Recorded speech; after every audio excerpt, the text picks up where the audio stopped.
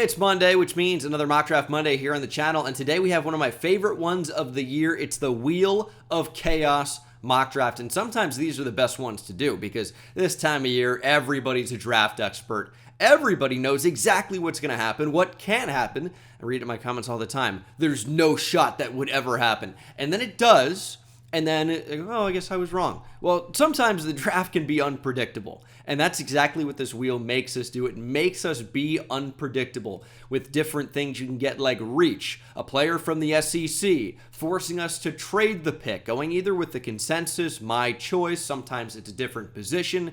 It's a fun exercise to kind of simulate the chaos that the actual draft can be, and especially in a year like this, you have no idea what's going to happen. There's so much variance that could happen, outside of the top 15 especially. So, should be very fun to do. Obviously, if it doesn't make any sense, we're not going to do it. If a team that just drafted a QB like the Bears, Patriots, Commanders, Broncos, etc., or a team that definitely will not take a QB like the Kansas City Chiefs, we're obviously not going to do that, and we'll re-roll to something that makes a bit more sense. But let's go ahead and kick things off with the Tennessee Titans at that number 1 spot. Let's spin the wheel and see what we get. So we will be first taking a non-SEC player, which gives us kind of a lot of options here because it's either Abdul Carter in the Big Ten or Cam Ward in the ACC, playing at Penn State and Miami respectively. I'm going to go ahead and take the quarterback, Cam Ward, at number 1 overall, and the chaos ensues. Oh my goodness, I bet you've never seen something like that before. Cam Ward at number 1 to the Tennessee Titans, but it does make sense. He is arguably the best quarterback in this draft. The Titans are picking at number 1 overall with a need at quarterback. The stars could align here for Cam Ward to be the first overall pick as we move into the Cleveland Browns, going with wide receiver. And that's particularly fun because we have a receiver that could go in this range. He also happens to play cornerback, but that will have the Browns select Travis Hunter at number 2 overall. He is the best receiver in this draft. He is the best cornerback in this draft. The Browns get the best of both worlds there at number 2 overall. Corner maybe not so big of a need for the Browns when you figure out that they have some expiring contracts. Martin Emerson, Greg Newsome, of course, in the near future. Cornerback could be something they consider, but this is a big play receiver as well to help out the Browns. So that's going to be receiver at number 2 overall. And it's not super chalk right now, but obviously things are totally within the realm of possibility here as we get to the New York Giants at number 3, and it will be my choice. So you could take this a few different ways. Is it my choice of what I want to happen? Well, what I want to happen is off the board. Travis Hunter went to the Browns at number 2 overall. So is it what I think probably is going to happen here? That's kind of what consensus is. Man, I would love Abdul Carter on the Giants. He's a heck of a player, and I think we've been a little bit underwhelmed by what Kayvon Thibodeau has brought to the table, but there are obviously other needs than edge with this team. And I think the Giants, personally, I think they're going to draft Shedeur Sanders in this scenario. So my choice is to do what I think is going to happen. And here, I think Shedeur Sanders will be the 3rd overall pick if this is how the top 2 happen to play together. I think the Giants are quarterback desperate, and Shedeur Sanders does happen to play quarterback. Obviously, some things to be desired with his game. Lack of big-time arm talent is kind of chief among them. But the Giants are desperate for a quarterback, and that is the pick at number 3. Patriots at number 4. Wheel of Chaos has not been so chaotic so far, and it will be my choice again. And it would be tough to go any other direction than Abdul Carter at number 4. The Patriots definitely have a need off the edge in a big way. Getting Harold Landry in free agency did not solve every problem they had on defense, so Abdul Carter helps them out significantly. He is arguably the best player in this draft, and the Patriots getting him at number 4, I don't think is out of the question. If you're going to see 2 quarterbacks go in the top 3 picks in any order that would be, the Patriots are in arguably the best position in this draft, where they get a top 2 player in the draft, either in Travis Hunter or Abdul Carter at number 4. That's good value. They have needs at both of these positions, receiver, corner, edge, just because their team in totality is very, very bad. Like, their roster is one of the worst in the league, and you really can't go wrong if either Hunter or Carter are there at number 4. Jacksonville Jaguars at 5. This has been absolute chalk for me. It's Mason Graham every single time, and I feel like with consensus, it unfortunately is going to be Mason Graham again. And it's tough for me, and I know Jags fans are bored of seeing Mason Graham at number 5, but I'm going to tell you should probably get used to it, because they went out in free agency and they solved a bunch of other needs. That's not to say that this team is suddenly perfect or anything like that, but the one thing they didn't really do at all was get better on the interior defensive line, like at all. And general manager of the Jags, James Gladstone, comes out and says, well, yeah, you still need a spot for some of those rookies to play. We're not going to necessarily pay a free agent and then have nowhere for the rookies to come in and play and earn snaps. And it could be a smokescreen, I guess. First year GM, maybe trying to not leave all of his cards on the table or show them. It just seems like it's going to be Mason Graham. It just seems like it's going to be. That's the consensus pick for a reason. He probably will be there at 5 in almost every scenario. And the Jags, with the big need there and him being one of the best players in this draft, it just makes so much sense. So the Wheel of Chaos not being super chaotic, and maybe that changes at number 6 overall. Let's see how crazy we can possibly get. Ooh, it's going to be Reach. Okay, Reach is a fun one. Reach is a fun one because typically this would be Ashton Genty for me or Teteroa McMillan. What is a reach for the Raiders at number 6 here? Well, you could say maybe Armand Membu, but I don't know how big of a reach that is. Maybe Will Johnson at this point starts to figure to be a little bit of a reach. I could definitely rationalize that one. And I think that may be the direction we end up going. It's not like a huge reach or anything crazy. I think Jahdae Barron could also be kind of a fun selection here. Or like Walter Nolan. Ooh, that's another fun option. Let's consider this. Walter Nolan, one of the best interior defensive line prospects in this draft. Super high ceiling player. There have been some concerns about maturity popping up, but also from guys that I've talked to say that he actually interviewed really, really well. So I don't really know what to do with that, right? Is there still a chance he goes really, really high in this draft, even above Mason Graham? I think that's not absolutely out of the question. What would we rather take here? A corner? An interior defensive lineman? Not really considering a Marion Hampton here. I think that's out of the realm of possibility. Maybe if it gave me large reach, I would consider that. And even so, I am considering, going old school Raiders here and just going Matthew Golden to go with the killer speed, even though he definitely didn't show that much speed at Texas. He wasn't a 4.2 guy, but he's still good speed. I don't know. I think, to me, Will Johnson's going to end up making the most sense here. The Raiders absolutely have a need at corner. You lose Nate Hobbs to free agency. He's going to be a Packer now. Will Johnson is a good player who hasn't done any of the testing in the offseason, has dealt with some injuries, but I think there's still a chance that teams see him as a true top 10 talent. Number 1 CB in the draft, not named Travis Hunter, who's just a freak. Maybe the best only corner, best CB1. I don't know. You got some different ways of viewing things, but either way, I do think Will Johnson has a real case to be a top 10 player, and that maybe seems like a tiny reach at this point, as Will Johnson's maybe not expected to be a top 10 pick. He could be. So maybe this seems like I'm cheating a little bit.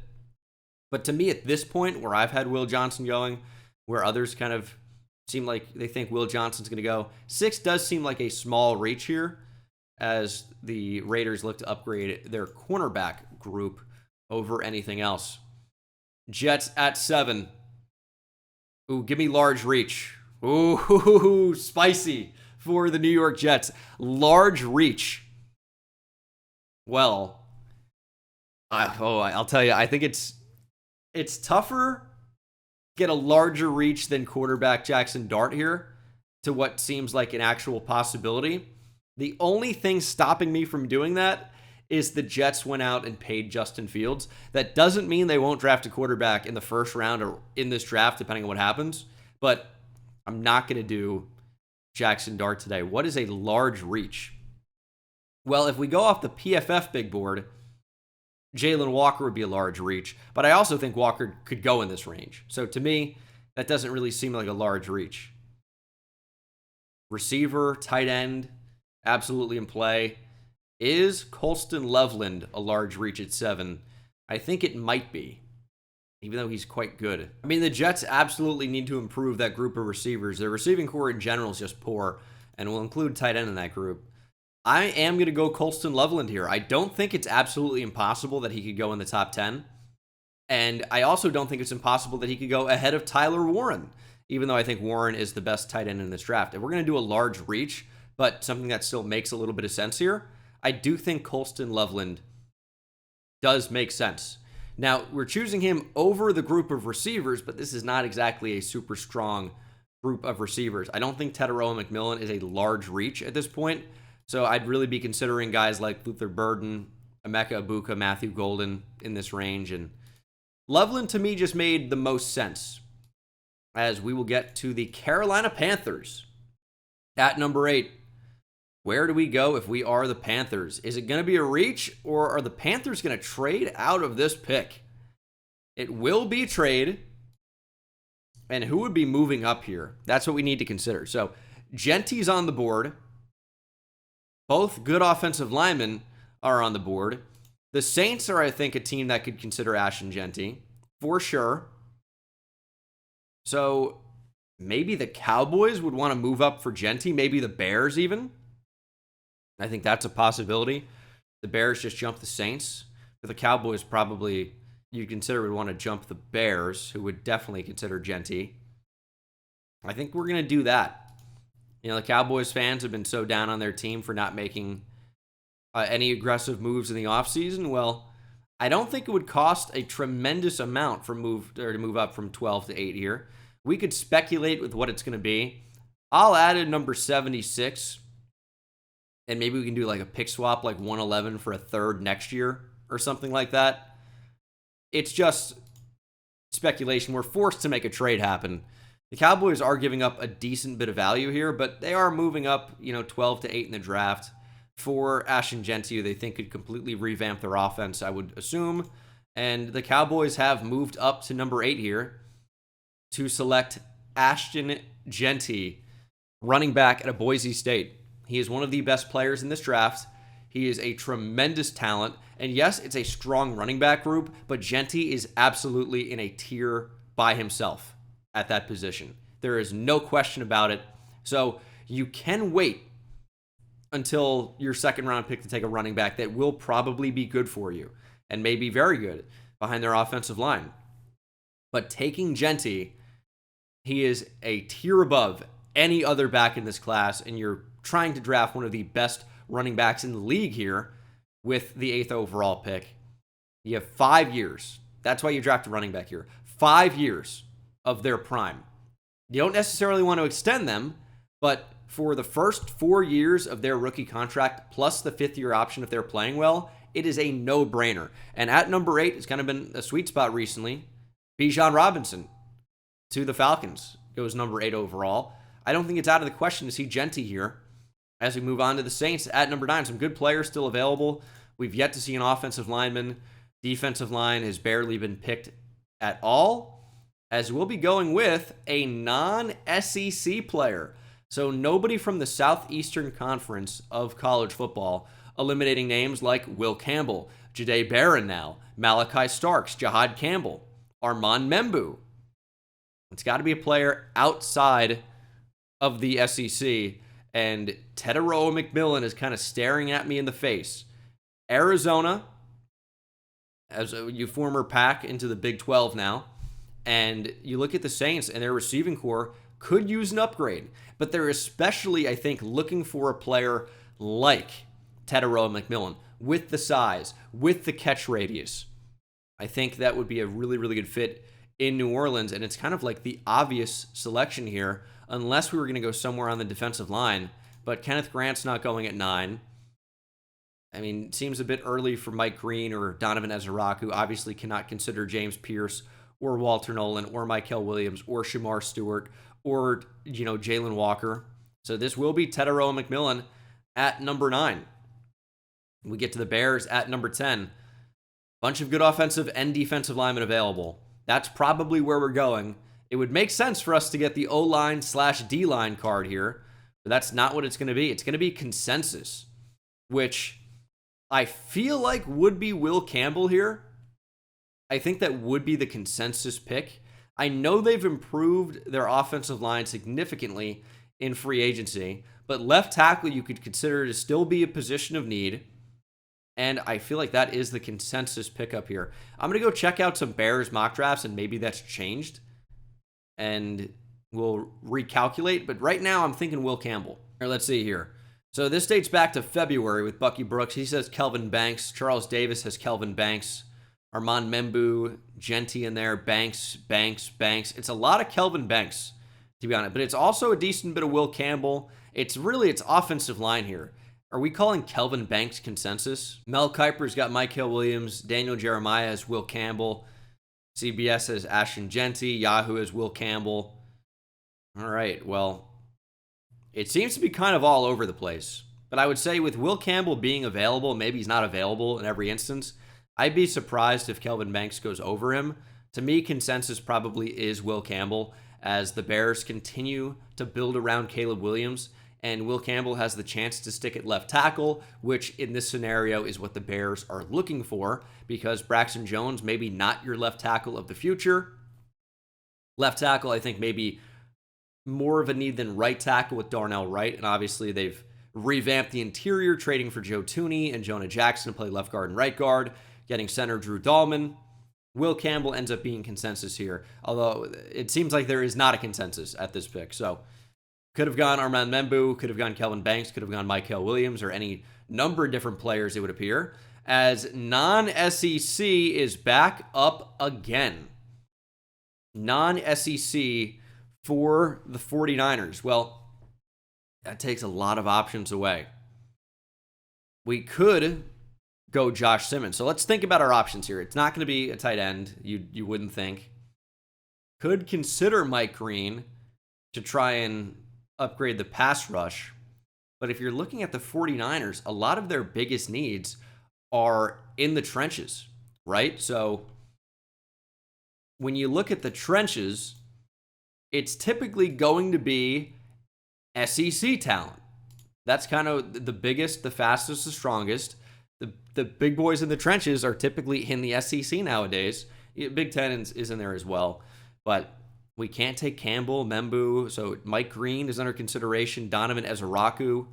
I think, to me, that Josh Simmons makes the most sense here, because he could be somebody, if he comes completely clear with the medical stuff, and it seems to be the case at the Combine, that teams may consider him really, really highly in this draft. He's a great player. He just didn't show it for very much time before being injured, and it was a huge injury.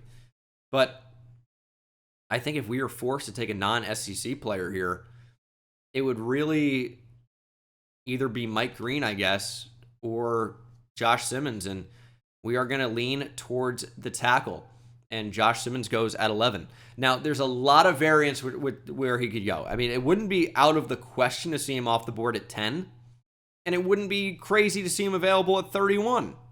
It's just that with the injury to Josh Simmons, torn patellar tendon, you wonder where he's ultimately going to end up going. But if a team likes the upside, and like the 49ers feels like maybe they don't need to play him right away, they could just get the most athletic, arguably, and best tackle in this draft if he comes back completely healthy. That's what the tape was looking like. I don't know. He's a really, really good player. It's tough to say he's better than Will Campbell or Armand Membu or Kelvin Banks even, but he's got that type of potential, and he is the pick at 11. Panthers on the clock after a trade down. Let them trade down again. Let's trade out of the entire first round in different increments. Oh, it almost happened. It's going to be O-line/D-line. Panthers don't really have a big need on the offensive line, So we will go with something on the defensive line, and there are some really good options available. And we're going to include Jalen Walker in this group. And the Panthers have basically their pick of whichever edge rusher they prefer here. And in the order that I think these guys are going to go off the board, I think Jalen Walker makes a lot of sense in this range. Shamar Stewart makes a lot of sense. Mykel Williams makes a lot of sense. And these are the guys with a really high upside. Really, really high upside. Now, if you want maybe a more polished player right away, Mike Green is in that conversation, but there are also things about him and James Pierce about where these guys ultimately fall in the draft because of some off-the-field stuff / character / weight concerns in the case of James Pierce. A lot of it is speculation. We won't know until draft night. That's the reality. But with this pick, I am going to go with, do we count Jalen Walker for defensive line? He's an edge rusher. But maybe he's not true O-line, D-line. It's up to my discretion, I suppose. I've been Shamar Stewart to the Panthers a lot, and he's available at 12. I think, you know what? Maybe he goes ahead of everyone. I'm going to go Mike Green. He's a great fit for the Carolina defense. Again, there's no telling exactly where he's going to go. There are some past allegations that have resurfaced, and he already had the arm length and weight concerns. I think he came out and was like 250 plus at the Senior Bowl, kind of alleviating some of those. But Mike Green, he's as polished as any edge rusher in this draft, maybe with the exception. No, he's as polished as anyone, I think is fair to say, even with Abdul Carter. He's just not quite the same level of freak size and athleticism-wise that Abdul Carter is, but he's a great player. He's a great fit for this defense, and the Panthers kind of make a surprise pick here and go Mike Green, which I think is not out of the question. As we'll move on to 13, it's the Miami Dolphins, and they go with consensus here. It's going to be something on the O-line, and with Armand Membu available, that's going to end up being the pick, and I think that not only makes a ton of sense, but it's just a perfect range here. Membu could certainly go earlier than this. You have a need at guard and tackle potentially for the future. Membu could be a problem-solving answer to any of those, right? He's played right tackle at Mizzou. Size-wise, would not be weird for him to move inside to guard at just like 6'4", but the arm length, long enough. It was 33 plus inches, I believe, and that's going to be long enough to stick at tackle, but could certainly move inside to guard. He is a really, really, really good player. I think it's not out of the realm of possibility to see him at number 4 in this draft, so number 13 certainly makes sense if he's there. Tyler Warren is going to be this next pick somehow. I'm excited to find out how. Indianapolis Colts at 14. What are we going to do? Ooh. Quarterback. This is interesting. This is really this is a big moment here because the Colts don't necessarily seem committed to Anthony Richardson long term, right? They don't necessarily seem committed to him. They brought in Daniel Jones to have a quarterback competition, which if that's a competition and Daniel Jones wins, what a disaster. I'm going to end up re-rolling this. It would be Jackson Dart, I guess, if we had to go QB here. I don't think the Colts are going to go QB. And I guess I didn't think the Falcons would. I'm not going quarterback here. I know I'm ignoring the wheel, but I said teams that have recently drafted a QB or absolutely wouldn't consider one, I will go a different direction. I will say I don't necessarily think it's out of the question for the Colts to make an extreme shock pick and go quarterback. I'm not doing it here. I'm not doing it. It's going to be O-line, D-line, which also does make sense here for the Indianapolis Colts. They have a need at guard, for sure. They have a need on the defensive line. If we were going to go guard, Tyler Booker, I guess, makes sense. Or Kelvin Banks to play guard. That's not that weird. D-line, it will be, one of the names I'm used to saying here, like Shamar Stewart, super athlete. And that actually is like a Chris Ballard staple. Taking the super freak athlete, the high RAS guys, relative athletic score. Shamar Stewart's got as high as anybody. I am going to go Shamar Stewart here. I've talked myself into it. They improve on the edge. Not to say that guard or offensive line in general is not something they would consider not necessarily a need. They look to improve the pass rush. We know Ballard's going to like a guy like Shamar Stewart with the insane athleticism. He's got extremely projectable traits. Could end up being a really, really good NFL player, even though the college production has not been incredible. As I've said a million times before, there are a lot of reasons for that. If you actually watch the way A&M was utilizing their edge rushers, and Shamar Stewart was not given many opportunities to just get after the passer from a true edge position. When he was allowed to do that at the Senior Bowl, he was dominant. He is a freak player, and I think a really good fit here with this Colts team. Falcons at 15. We know they're going to do anything in their power to avoid improving the pass rush. But too bad, Terry Fontenot. I'm calling the shots now. It's my choice. And I will be improving the edge rush. And I will be going with Jalen Walker. I think he could potentially play an off-ball role for you sometimes as well. But his best true role is going to be getting after the quarterback. And he's got incredible athleticism. How do I want to say it? He's built like a brick shithouse. He's 6'2", 245. Just, I don't want to say sturdy, but really a dense type of build. And I think teams are going to like that off the edge. He's shown the ability to get after the quarterback. He's not really a read and react, like diagnose player, but he just trusts his athleticism and skills and make plays. And you saw that, stopping the run a lot. He's a really, really good player. And the Falcons get kind of a versatile guy that they can deploy in a bunch of different ways. But I think primarily off the edge is going to be his claim to fame in the NFL. So we will give the Falcons some edge rush help there. That's what Jalen Walker is going to be. And we get to the Cardinals at 16. I had a mock draft sent to me on my Instagram DMs at Bengal YouTube. You guys can try to one-up this. And the Cardinals trading up to 1 for Cam Ward. And all it said was, Cardinals move on from Kyler Murray and try out Cam Ward. Are you out of your fucking mind? That you think that's a possibility? The Cardinals trading up from 16 to 1 when they have a quarterback? Yeah, I'm like, I closed the app immediately. But you can follow me in the description. Bengal at YouTube. I'll follow some of you back. It'll be fun. Cardinals at 16, though, going consensus. The consensus here is it's O-line or D-line. I don't know that there is a consensus player, although, I've seen Kenneth Grant. I've seen Walter Nolan, right? Derek Harmon. I've seen Kelvin Banks. Let's see if we can find a consensus pick. We'll see if one name pops up more than others. Kenneth Grant, it seems like it's going to be not multiple names popping up, just, okay, different players or different people mocking Kenneth Grant, Kelvin Banks, James Pierce, Shamar Stewart. It's probably going to be one of these top names. It's going to be Kelvin Banks or Kenneth Grant here. What do we want to do? I feel like I'm seeing more Kenneth Grant than anything else. So that will end up being the pick. If that's consensus, that's what we're going to go with. I don't think it's out of the realm of possibility, obviously. Kenneth Grant could go in this range, although I expect him to go a little bit later. He's got really good potential. He's got incredible size. He's a good athlete.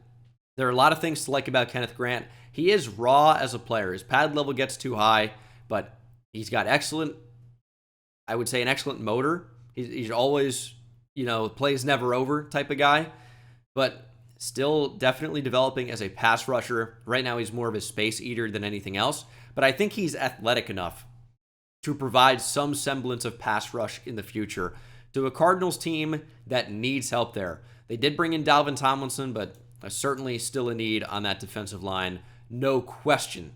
As we'll move on to the Bengals at 17, and we are trading out of this pick. So as always, it's not about who's trading back, it's about who's trading up. And who are they trading up for? Is there a player that's still clearly on the board that somebody would want to move up for? Probably Tyler Warren in this scenario, right? Who would be trading up for Tyler Warren? Like the Broncos brought in Evan Ingram. Could the Chargers get aggressive and move up? That could be fun. I think I would kind of lean towards that. Is there anyone else that's just sticking out that we absolutely need to get off the board? I don't think so.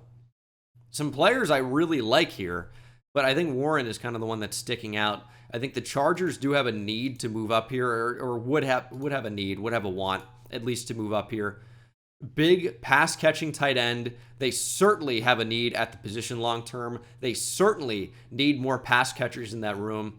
And I say that because there are so few of them at tight end and wide receiver. Who can you really rely on other than Ladd McConkey? I know they brought Mike Williams back. They lost Josh Palmer. But the Chargers could see Tyler Warren still being available as, okay, this is a guy that we should move up for here. Because the Seahawks could consider him at 18. The Bucks maybe could consider him at 19, although I find it unlikely with Cade Otton. The Broncos still absolutely could consider it with Evan Ingram. I don't know that they would trade up for him, though. But you have a run of teams that would at least consider it, and we're going to have the Chargers move up 22 to 17. I'll just make it simple. I'll add in number 86. Not saying these would be the actual parameters of a trade. Maybe something close. Usually you see pick swaps involved. Would it be as simple as this? I'd have to refer to the Jimmy Johnson trade chart. We're not going to be doing that. We're just going to have the Chargers move up. And I know some people, when I've said things like that in the past, they go, no, the trade parameters matter a lot. It doesn't really, because this isn't real. It's just more about the team trading up. You can do whatever compensation makes sense in your head, but this is more about, okay, the Chargers are moving up in the draft, where the Bengals are moving down here. Why would that happen? Well, Chargers going Tyler Warren here for reasons that we explained. Important to get Justin Herbert more weapons, and I think a big-bodied tight end here like Tyler Warren that projects as a true inline tight end that should be able to block at the next level would fit well with this Jim Harbaugh offense. Tyler Warren falls a little bit in the draft. The Chargers move up for him. Seattle at 18, they've been very active. Gone with DK Metcalf, Tyler Lockett, Geno Smith via trade or otherwise in the case of Tyler Lockett. They bring in Sam Darnold on a massive contract. What do they do here at 18? They've got one of the worst interior offensive lines in the league. Seahawks fans praying for consensus here so that I can give them a guard. But they're trading out of the pick. It's not going to get to consensus. The Seahawks are going to move down, and for who? Who's moving up here? Jahdae Barron is here. Both safeties, Malachi Starks, Nicky Manwari. Some really talented edge rushers still available. Defensive line in general. Are we going to have a team move up for Jahdae Barron, maybe? Who's moving up? Steelers?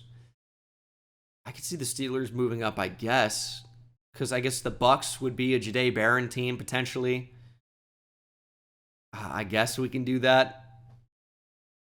Is there anyone else that needs to get off the board? That's kind of what I'm considering. That's kind of how trades happen. Okay, this player's not going to be here. We got to move up for him if we want him. So who is that?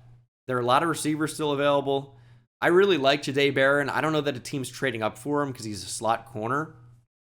I don't know that a team's trading up for Jahad Campbell as an off-ball linebacker. I'm struggling to see here who makes just a ton of sense. I don't know. I mean, we can go any number of ways with this. I'm trying to say, who would a team trade up for here? It's really tough to say. I really love Malachi Starks, but all these positions that are here are maybe either not first-round players for sure, or maybe not first-round positions. Nickel corner, safety, linebacker. I think maybe it would make more sense for a team to move up for an edge rusher. And if you're going purely on upside here, I think Mykel Williams is probably the guy that's going to go ahead of James Pierce and Donovan Ezeraku. Not for sure, but I think probably. And who would maybe be moving up for pass rush help in this range? I mean, the Bengals just moved down, right? So I don't really think that would happen. Who would the Broncos move up for? I mean, I guess it'd be a running back, like a Marion Hampton, or a receiver. Warren's off the board now. I don't know. This puts us in a tough spot. There are a number of different teams I could see, potentially moving up here. We have Walter Nolan still on the board, right? Maybe a team moves up for him, tries to improve that pass rush. I'm going to have the Vikings moving all the way up. I don't know. I don't really have the picks to do it. I can't really rationalize that. So that really doesn't make a ton of sense to me either. I don't think the Packers would move up. Maybe the Texans.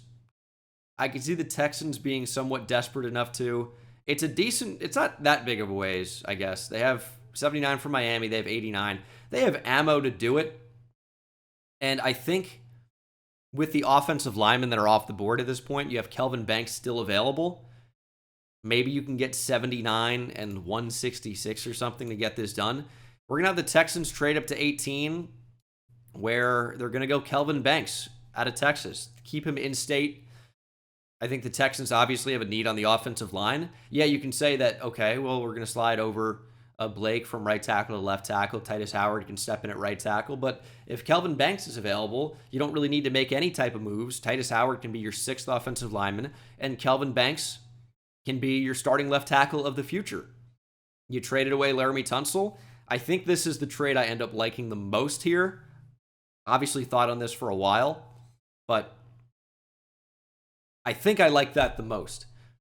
Tampa Bay Bucks up next at 19. And where are we going to go here? Got a lot of deliberation on that pick, and it's going to end up being a defensive back, or does it get to my choice? It does get to my choice for Tampa, and there are some really good pass rushers available here, but man, I love the fit of Jihad Campbell to the Bucks. I'm going to pull the trigger on that.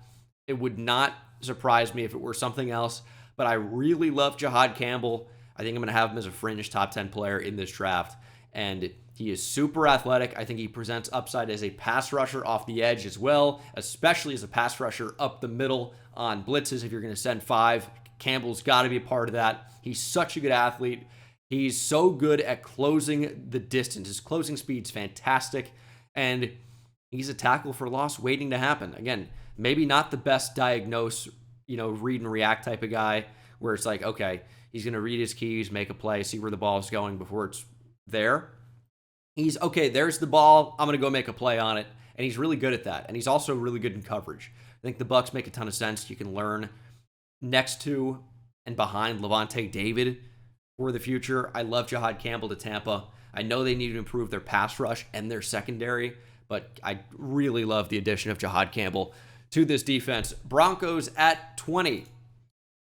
Where are we even leaning here? I mean, you'd think it'd be an offensive playmaker of some sort, and it's not going to be quarterback, so we're going to go ahead and respin that. Obviously, they've got Bo Nix. Broncos not going to consider a QB here, but would they consider a quarterback? No, please, dude, give me something else. I just said no to quarterback. Don't give me quarterback again. How about a quarterback? All right, we're going to go offense here, which does make a lot of sense for Denver. Which way do we want to go? Running back or receiver? This is kind of what the Broncos are expected to do anyway. I feel like they lose Javonte Williams. They bring in another North Carolina running back. Abarion Hampton makes sense. But I'm going to go receiver today. I'm going to go Matthew Golden. They lose little Jordan Humphrey to the Giants, hook him. They add Matthew Golden, also hook him. I feel like I don't throw the horns up on Kelvin Banks for some reason, but obviously, you know what it is. Steelers at 21. Also a team that could consider receiver, although less likely now with the addition of DK Metcalf. Steelers are going to be trading out of this pick. And again, we play the game. Who would be trading up for who? Packers for Jahdae Barron, maybe? I feel like we could get down with that. Or, how about the Vikings for Malachi Starks? You lose Cam Bynum. I know the Vikings have needs. They still can't trade up. They still don't have any picks from the last time I checked. God. Well, all right. Who's trading up here? I mean, it doesn't mean the Vikings can't, but they also have no picks. So it seems unlikely. It seems, if anything, they'd be trading down to get more picks. They've got none right now, pretty much. 24, 97, 139, and 187. 4 picks in the draft. You're going to assume that's not going to be the way it ends up being, but maybe. Maybe. Who's trading up? I guess it'd be the Packers here for Jahdae Barron. They don't necessarily need to with the addition of Hobbs. If they trade up for anybody, you'd think it'd be somebody like Mykel Williams. You got a big SEC pass rusher in the mix. Could the Rams consider something? I don't know that there's anybody there. The Ravens are not really a trade-up team. The Lions we've seen be quite aggressive in the past. Could the Steelers move down to 28 and the Lions move up for somebody like James Pierce or Donovan Ezaraku? I guess we could do that. Yeah, I'm going to have the Lions move up. They've got a need off the edge. There are a lot of teams that could consider taking an edge rusher in the very near future. The Lions have quite a few picks to play with. It might cost as much as 60 to move up to 21, but I think the Steelers would give 83 in that scenario. Maybe the Lions would give 196 or something like that. So we're going to make that trade. Lions move up to 21. They try to improve the pass rush. There are some really good names off the edge. I feel like for the Lions, Pierce and Ezaraku, given their production, make more sense than Mykel Williams, who I really like as a player. I like his potential. I'm going to go with James Pierce Jr. here out of Tennessee. He's got overall good size, but the weight is a concern. But the length, the overall explosiveness, all very good for James Pierce. He's a really good athlete in general, and he's very productive. I could see him being a double-digit sack guy in the NFL. I think that's a really good combination with the bigger-bodied Aiden Hutchinson off the other edge. So you get your strong side and kind of more of your weak side defensive end here. James Pierce Jr. could make a real impact as a designated pass rusher early. The one thing that maybe gives me pause here is the Lions have a type of edge rusher that they like, and it's typically 260 plus. And that really isn't James Pierce. It's not Donovan Ezaraku either. It's more of a Mykel Williams, Nick Scorton, Landon Jackson type size, even though there is some discrepancy there. But James Pierce Jr. offers a ton of pass rush ability, and I think worth this number 21 overall pick. As we get to the Bengals at 22, Cincinnati has moved down. They've got a need off the edge. Will they be addressing it here? Maybe so. It's my choice. What do I want to do? The Bengals just need defense anywhere, pretty much. And I think defensive line does make a lot of sense. I'm going to go Walter Nolan on the interior. Gives you a bunch of pass rush ability. He's got to stay off the ground a little bit more, but he's still just completely coming into his own. He's getting better and better and better every year since being the number 1 or number 2 rated player in the nation as a high school recruit. Ends up transferring from A&M to Ole Miss. What a decision, young man. Can't blame you for that. And has really shown a ton of explosiveness, a lot of twitch off the line, and a growing ability to rush the passer. He's got as much potential, I think, as almost anybody in this draft. Will he reach that potential? We'll see. But in terms of talent and need, it's hard to find a better fit at that spot than Walter Nolan to the Bengals. SEC popping up. We've had non-SEC a couple of times, but now we're going with, and this makes sense with Goody picking here at 23. Which direction do we want to go? Jahdae Barron, Mykel Williams, all good options. Let's give them Jahdae Barron. Really, really good corner. I think he's best suited for the nickel, but you just signed Nate Hobbs. Could Nate Hobbs play the outside? We've seen it, and we know he can be good there. So Barron here can play the nickel. He's also played on the boundary most recently, although I just think he's not going to be an NFL boundary. I hate to say it because I love him. Hook 'em horns. He's been my favorite player at Texas, but in terms of NFL standards, he's too short and the arms are too small for a press man scheme for Jahdae Barron to be a boundary corner. And it's just it's a kind of a waste of his skills. His great ability around the football is better served from the nickel.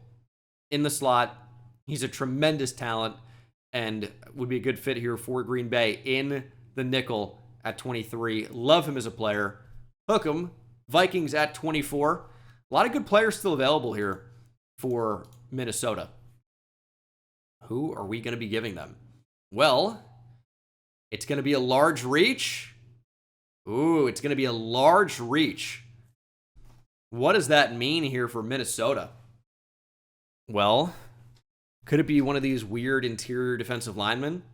Does Darius Alexander feel like a large reach? I don't know if it feels like a super large reach. but I mean, it kind of does, because he's someone that may not go in the top 50, even though he could end up being a first-round guy. Like, Malachi Starks is there. That's who I want to go with. It'd be hard to consider any of these other safeties. Although Xavier Watts would be an incredible shock at the pick. Could we go with a running back here? I don't think that's necessarily out of the question. I'm really considering guard. Tyler Booker, I guess, is an option. Gray Zabel doesn't feel like a large reach. I want a large reach. I want you to feel it. Like, wow, that player at that spot, but it's still possible. That's what I'm looking for here. And my leaders in the clubhouse, I don't care about the PFF big board. I'm just, from what I think about where these guys are going to go, I'm leaning Darius Alexander or Caleb Johnson, Travion Henderson. I think those are possibilities. And I think when you're talking about what fits, I just, with Aaron Jones coming back, maybe it's not a running back here. I'm going to go Darius Alexander. We're trying to improve the defensive line. Darius Alexander is a really fun player. Really fun player. He's over 300 pounds with long arms. He's even athletic enough to move off the edge and have an impact there. He's a really, really fun player. A little bit older of a prospect. I think that's another thing that holds him back in this draft. But he is the pick at 24. That feels like a large reach to me, especially over somebody like Derek Harmon and some of the other players that are available. But it's a fun pick. If you're going to call that a large reach, I think that certainly makes a lot of sense. We're going to get back-to-back reaches. No, it's going to be another trade. And this is, I think, my first mock draft with trades. We have the Seahawks trading down again. And who would be moving up here? There are a lot of good players available. And I think, honestly, players that could be available here. Like, I don't think this is out of the question. But who is just so clearly they shouldn't be available? A team needs to go up and get them right now.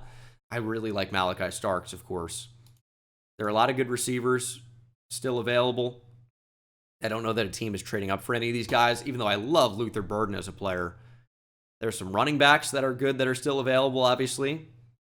All of them. The Ravens, to me, are a trade down team. I don't know how often the Ravens trade up. They did trade up for Lamar Jackson back into the first round in 2018. Would they do that here? I mean, you have Mykel Williams still available. Some good edge rushers still here. Who would move up for a safety? I mean, it's tough to say. I'm gonna have the Philadelphia Eagles, I think, making a trade here with Seattle. The Eagles could be one of these teams that just stick and pick. They have 32. They have the most talented roster in the sport. And Seattle is just accumulating picks in this scenario. Well, maybe you can also add 64 or maybe like 64 and you give them 79 or something like that. And I guess in this scenario, like the Eagles would probably, maybe 82 I feel a little bit better about. Go ahead and make that trade. Philly has so many different options. They could get better at receiver and get Luther Burden in the slot or Emeka Ibuka. I think those are great options, but we know how Howie Roseman likes to draft, and it's to build through the trenches. And I think there are some really good options on both sides of the ball available. And the Eagles maybe just want to move up and have their pick. I think, however, they're building that Georgia factory. They have a need off the edge.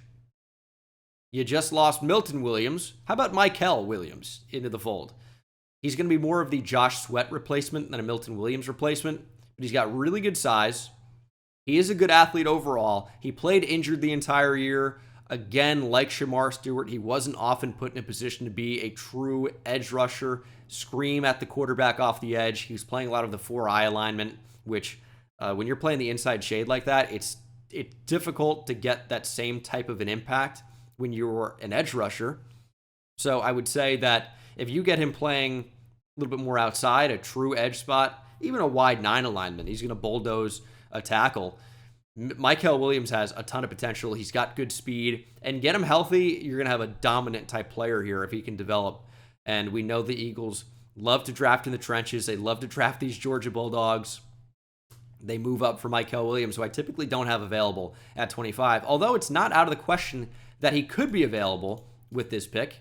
So I kind of like the way this is shaping up. And we're going to go offense. Ooh.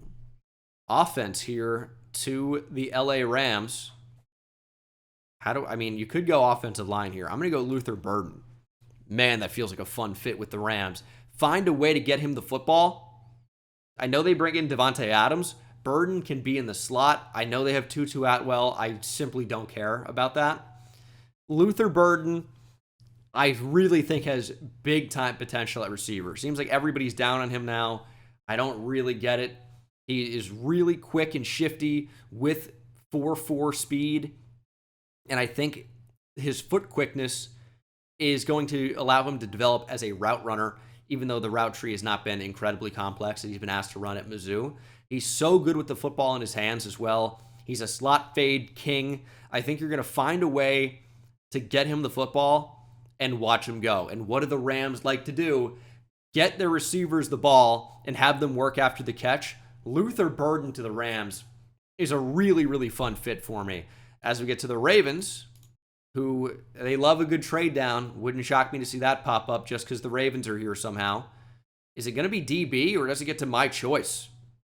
It will get to my choice. So many good options here. I'm going to pull the trigger on Malachi Starks. I think he's too good to be available. The Ravens do have a need at free safety. Kyle Hamilton has been a great player. Marcus Williams has not. The Ravens, of course, moving on. Malachi Starks can be a plus starting free safety in the NFL. I love him as a player. His 2023 film is electric. 2024, all in all, not as good, but I still think he's going to be a phenomenal player. Everyone talks of his leadership, his work ethic, his high character. That's a first-round player, even if it's not at a classic first-round position. We've seen the Ravens go first-round safety before. Malachi Starks is now another one of that group, and hopefully he's more like Kyle Hamilton than Matt Elam. That might be a jump scare for Ravens fans hearing that name for the first time in a while. As we will continue rolling with a reach, hopefully, because reach is fun. I like reach, and it's the Steelers.